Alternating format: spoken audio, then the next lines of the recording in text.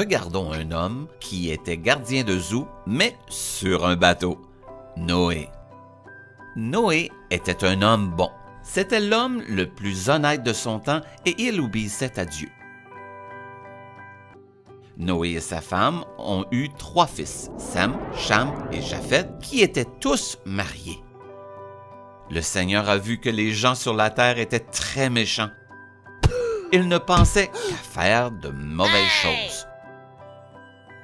Quand Dieu a vu le mal qui se faisait, il était désolé d'avoir créé les gens et son cœur était rempli de douleur. Alors le Seigneur a dit, « J'effacerai tous les êtres humains que j'ai créés et je détruirai tous les animaux, les oiseaux et tout ce qui rampe sur la terre. » Mais Dieu a décidé d'épargner Noé car il a fait ce qui était bon. Alors Dieu a dit à Noé, « Construis un bateau en bois de cyprès pour toi. Fais-y des enclos et couvre-le de goudron à l'intérieur et à l'extérieur. Ce sera un grand bateau ou une arche de 137 mètres de long, 23 mètres de large et 14 mètres de haut.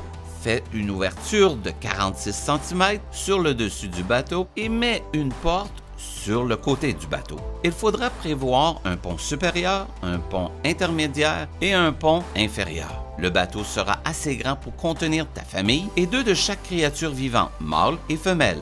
Vous devez rassembler des aliments de toutes sortes pour les stocker sur le bateau afin de vous nourrir. Noé a fait tout ce que Dieu lui a commandé et a commencé à construire l'énorme bateau. Vivant dans un pays où il y avait si peu de pluie, les gens se sont moqués de Noé et de sa famille. Noé les a avertis du grand déluge que Dieu allait envoyer, mais ils se sont moqués de lui. Il a fallu plus de 100 ans pour construire le bateau, mais il n'a jamais abandonné. Une fois le bateau terminé, ils ont rassemblé la nourriture dont eux et les animaux auraient besoin. Puis Noé et sa famille sont entrés dans l'arche. Dieu a alors rassemblé les animaux qu'il voulait épargner par paire, un mâle et une femelle. Dieu a envoyé à Noé une paire de chaque animal impur. Les animaux impurs étaient ceux qui n'étaient pas bons à manger pour les humains. Dieu a envoyé 7 paires de chaque animal que les humains pouvaient manger pour se nourrir. Dieu a envoyé toutes sortes d'animaux sauvages et d'animaux domestiques. Ils sont entrés dans l'arche par 2.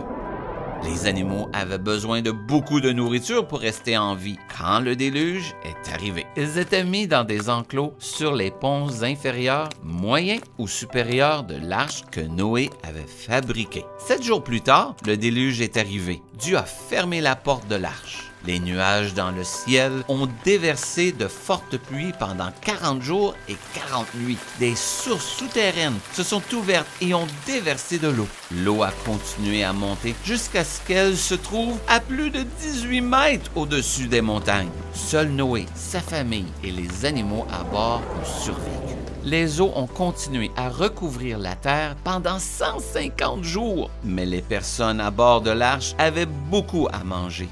Dieu a arrêté la pluie et les sources souterraines et a fait souffler un vent sur la terre. Les eaux ont commencé à descendre.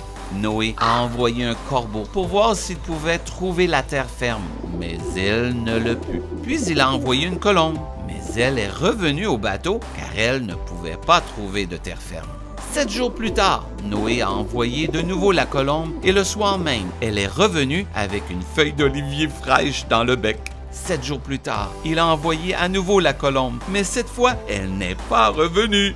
Noé a enlevé la couverture du bateau et a vu que la terre était sèche. Quelques semaines plus tard, la terre était suffisamment sèche pour que les personnes à bord de l'arche puissent partir. Un grand arc-en-ciel a rempli le ciel comme un signe que Dieu n'inonderait plus jamais la terre entière. Noé a construit un autel au Seigneur et a sacrifié une partie de tous les oiseaux et animaux purs en tant qu'offrande à Dieu. Le Seigneur a apprécié ses sacrifices et a promis, « Je ne détruirai plus jamais aucun être vivant sur la terre comme je l'ai fait cette fois-ci. » Dieu a promis, l'été et l'hiver, le jour et la nuit ne cesseront pas. Chaque fois que nous voyons un arc-en-ciel, il nous rappelle que Dieu a tenu sa promesse jusqu'à ce jour. Tu peux lire l'histoire originale dans ta Bible, dans le livre de la Genèse. Bye bye!